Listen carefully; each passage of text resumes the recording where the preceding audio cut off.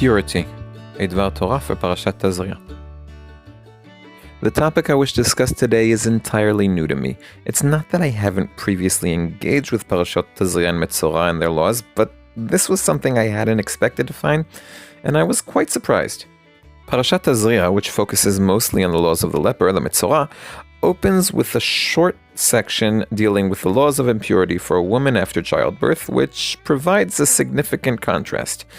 In the first week after the birth of a male and the first 2 weeks after the birth of a female, the woman is impure. On the other hand, after this period, for 33 days for a male or 66 for a female, according to the initial understanding, she will be pure, even if she bleeds. So far, I haven't said anything new. Things become a little bit less clear when we examine the verses closely, however. When the Torah wants to describe the days of purification for the woman after childbirth, it writes, "And 30 days and 3 days, or 60 days and 6 days, she shall sit in the blood, or on the blood, of purification." I imagine it's more comfortable to sit than to stand, but why sit in blood even if it is pure? Things continued getting complicated. In the verses dealing with the leper, I noticed another interesting phenomenon. The leprosy affliction doesn't sit. I don't think I explained myself properly. Several verbs describe what happens around leprosy. For example, leprosy spreads, poseh, meaning it wanders. This is one of the definitions of leprosy. If the affliction spreads on the skin, the priest shall declare the leper impure. If it doesn't spread, or in the language of the Bible, stand, the priest shall declare him pure, or at least not quarantine him again, or declare him impure. It seems then that leprosy that remains in its place, or in other words sits, will not defile, as opposed to leprosy that spreads, meaning moves from place to place, which does defile. Another point is that the person with leprosy doesn't stay in one place when signs of impurity appear, at least not initially. When one of the signs of leprosy is discovered, the leper is brought to the priest. In other words, like the affliction, the leper doesn't remain static. He must walk. But then something else happens. The priest quarantines him. The priest keeps him in one place. If after being quarantined the affliction continues to progress, we have a problem. The leper is impure. If the affliction stops, even if it doesn't heal completely, we can start thinking about the purification process. In the Mishnah in Masechet Negaim, things are a bit different. If a pure person and a leper are under the same tree, the continued purity of the person depends on the state of the leper. If the leper stands in one place, he defiles the pure person. If the leper is in motion, he doesn't defile.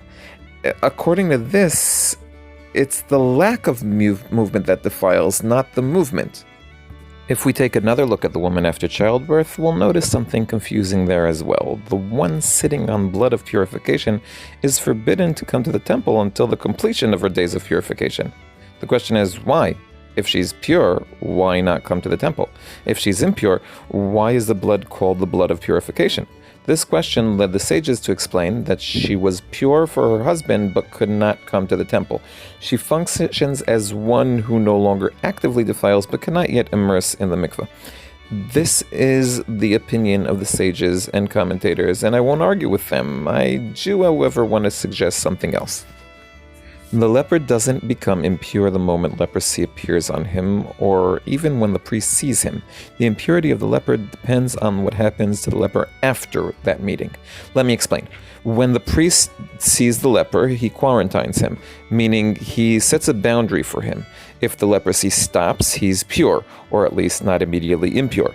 On the other hand, if it crosses the boundary, if it spreads, he will immediately be defined as impure. He must be taken out of the camp and call out, "Impure, impure." If what I'm saying is correct, this may explain the instruction for the women sitting on the blood of purification. Set a boundary for yourself. Sit. In such a case, it's the blood of purification. Don't come to the temple. That's already spreading and crossing the boundary. In both cases, it might be an attempt by the impure person to spread the impurity.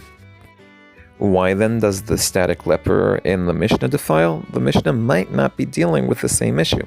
Whereas the movement in the written Torah might refer to the state of the impure person, the Mishnah might be referring to his ability to pass the impurity on.